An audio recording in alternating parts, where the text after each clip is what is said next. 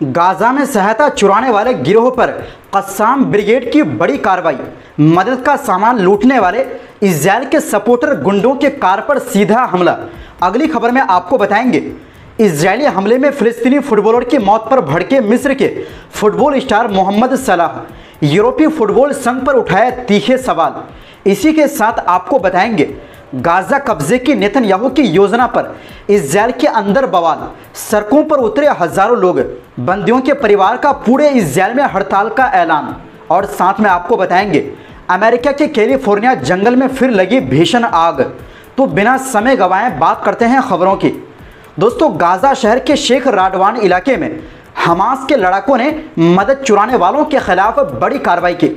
अल जजीरा के मुताबिक social media पर वीडियो और तस्वीरें वायरल हुई जिनमें कस्साम ब्रिगेड के लोग एक कार जलाते दिखे और उनका वहीं पर मैदानी न्याय किया।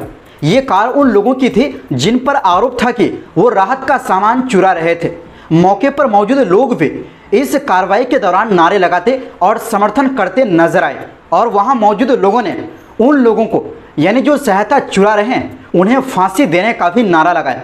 फिलिस्तीनी मीडिया का कहना है कि कस्साम ब्रिगेड ने गाजा के आंतरिक मंत्रालय के सहम यूनिट के साथ मिलकर ये ऑपरेशन किया और चोरों और डाकुओं को मार गिराया। मकसद था मदद चुराने वाले गिरोहों को ख़त्म करना, इलाके में सुरक्षा वापस लाना और ये देखना कि राहत का सामान सही लोगों तक पहुंचे। दोस्तों, ये पहली बार नहीं है। नवंबर 2024 में भी पुलिस और स्थानीय कबायली समितियों ने मिलकर ऐसे ही गिरोह पर कार्रवाई की थी जिसमें 20 से ज़्यादा लोग मारे गए थे जो मदद के ट्रकों पर हमला करते थे। दोस्तों, एक तरफ इजरायल तो गाजा में सहायता पहुंचाने से रोक रहा है और दूसरी तरफ जो भी सहायता पहुंच रहे हैं उन पर भी चोर डाकुओं का हमला हो जाता है। जंग शुरू होने के बाद से गाजा में आने वाले राहत के काफिलों पर कई बार हमले और लूटपाट हुई है। फिलिस्तीनी अधिकारियों का आरोप है कि ये चोरी करने वाले गिरोह इजरायली सेना की सरपरस्ती में काम करते हैं। इजरायल जानबूझकर उन लोगों को निशाना बनाते हैं जो राहत का सामान सुरक्षित पहुंचाते हैं ताकि चोरी आसान हो और गाजा के लोगों को भूखा रखा जा सके। अमेरिकी अखबार वाशिंगटन पोस्ट ने भी लिखा है कि राहत संगठनों ने इजरायल से कई बार काफिरों की सुरक्षा बढ़ाने की गुजारिश की लेकिन ज़्यादातर बार इनकार कर दिया गया। यहाँ तक कि गाजा की पुलिस को भी इन काफिलों की हिफाजत करने की इजाज़त नहीं दी गई। दोस्तों, जैसे कि अक्टूबर 2023 से अब तक इजरायल अमेरिका की मदद से गाजा में भारी तबाही मचा रहा है। रिपोर्टों के मुताबिक अब तक 61,000 से ज़्यादा लोग मारे जा चुके हैं, 1.5 लाख से ज़्यादा घायल हुए हैं और लगभग पूरी आबादी बेघर हो गई। हालात इतने बुरे हैं कि इसे दूसरे विश्व युद्ध के बाद की सबसे बड़ी तबाही कहा जा रहा है। वहीं दूसरी ओर दोस्तों, मिस्र के मशहूर फुटबॉल खिलाड़ी मोहम्मद सलाह ने यूरोपीय फुटबॉल संघ यानी UEFA पर सवाल उठाया है कि उन्होंने फिलिस्तीन के पूर्व फुटबॉलर सुलेमान अल उबैद की मौत के असली कारण का जिक्र क्यों नहीं किया। सुलेमान अल उबैद, जिन्हें फिलिस्तीनी पेले कहा जाता था, बुधवार को इजरायली हमले में मारे गए जब वो गाजा में मानवीय मदद लेने के इंतजार में थे। UEFA ने सोशल मीडिया पर अल उबैद को श्रद्धांजलि देते हुए लिखा, विदा सुलेमान अल उबैद, एक टैलेंट जिसने सबसे मुश्किल हालात में भी अनगिनत बच्चों को उम्मीद दी। लेकिन उन्होंने ये नहीं बताया कि उनकी मौत कैसे, कहां और क्यों हुई। मतलब इजरायल का कोई भी जिक्र नहीं। सलाह ने इस पोस्ट को शेयर करते हुए सीधा सवाल किया, क्या आप हमें बता सकते हैं कि वो कैसे, कहां और क्यों मरे। यानी उनका कहने का मतलब यही था, इजरायली अपराध को छुपाने का काम क्यों किया।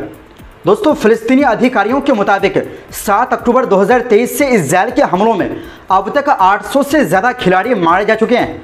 खेल जगत लगातार बमबारी, भूख और तबाह बुनियादी ढांचे की मार झेल रहा है। अल उबैद भी इन्हीं शिकारों में से एक थे। वो 41 साल के थे, गाजा में जन्मे और 5 बच्चों के पिता थे।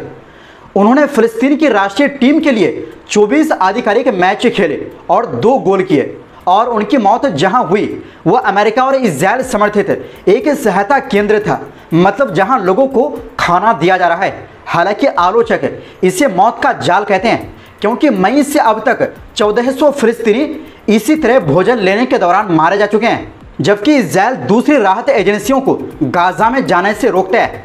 फिलिस्तीनी फुटबॉल एसोसिएशन ने बयान जारी कर कहा, पूर्व राष्ट्रीय टीम खिलाड़ी सुलेमान अल उबैद गाजा में मानवीय मदद का इंतजार करते हुए इजरायली सेना के हमले में शहीद हो गए। वहीं दूसरी ओर दोस्तों, गाजा में बंद अपने लोगों को छुड़ाने के लिए दबाव बनाने के मकसद से इजरायल के कई बंदी परिवारों ने 17 अगस्त को देश भर में हड़ताल का ऐलान किया है। ये कदम प्रधानमंत्री बेंजामिन नेतन्याहू के खिलाफ बढ़ते गुस्से का हिस्सा है, खासकर तब से जब सरकार ने गाजा पर कब्जे की योजना पास की। परिवारों का कहना है कि नेतन्याहू की सरकार जंग को और लंबा खींच रही है, जिंदा बंदियों को मार रही है और मारे गए लोगों को छोड़ रही है। उनका प्लान है कि रविवार 17 अगस्त को पूरा बंद किया जाए। बड़ी कंपनियां, ज़रूरी सेवाएं और कई अहम सेक्टर बंद रहेंगे ताकि इजरायल की अर्थव्यवस्था ठप हो जाए। दोस्तों, शनिवार को तेल अवीव के बीचों बीच ज़बरदस्त प्रदर्शन हुआ जिसमें 10,000 लोग शामिल हुए। बंदियों के परिवारों ने साफ कहा, अगर नेतन्याहू ने गाजा में और हमला किया तो उनके हाथ हमारे बेटों और फौजियों के खून से रंग जाएंगे। एक मां ने आग बबूला होकर कहा, मेरा बेटा मर गया तो हम नेतन्याहू का पीछा करेंगे और रोज लोगों को याद दिलाएंगे कि तुमने डील के बजाय उन्हें मारना चुना। विपक्ष के नेता याइर लेपिड ने इस हड़ताल का समर्थन किया और कहा कि ये कदम बिल्कुल सही है। उन्होंने आरोप लगाया कि सरकार 674 दिन से बंदियों को छुड़ाने के लिए कुछ नहीं कर रही। वहीं डेमोक्रेट्स पार्टी के प्रमुख याइर गोलान ने भी साथ देने का ऐलान किया और लोगों से सड़कों पर उतरने की अपील की। दोस्तों, एक तरफ तो इजरायली बंदियों के परिवार युद्ध रोकने की मांग कर रहे हैं, जिनके समर्थन में कई लोग हैं।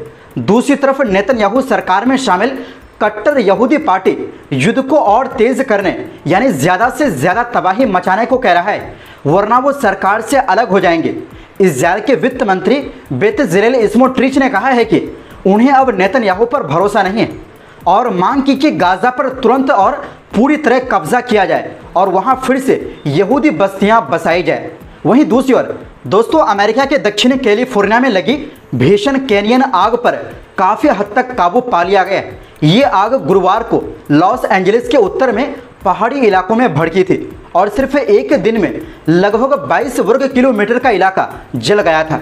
California department of forestry and fire protection के मुताबिक शुक्रवार सुबह तक आग 28% तक काबू में आ चुकी थी। पहले जारी किए गए कई खाली करने के आदेश अब चेतावनी में बदल दिए गए हैं, यानी खतरा अभी भी है लेकिन पहले जितना गंभीर नहीं। अब तक लगभग 4,200 लोग पूरी तरह से घर खाली कर चुके थे और 12,500 लोग अभी भी तैयार है कि ज़रूरत पड़ी तो तुरंत निकल सकें।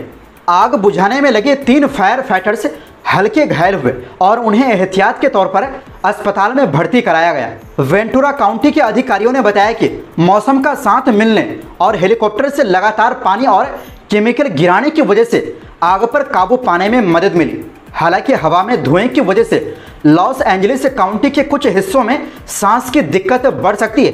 एक्सपर्ट का कहना है कि जंगल की आग का धुआं फेफड़ों के अंदर तक जा सकता है और अस्थमा, कैंसर और दूसरी बीमारियों का खतरा बढ़ा देता है। लॉस एंजलिस काउंटी के अधिकारी कैथरीन बार्जर ने लोगों को चेतावनी दी, अगर अधिकारी आपको तुरंत निकलने को कहे तो बिना देर किए निकल जाएं।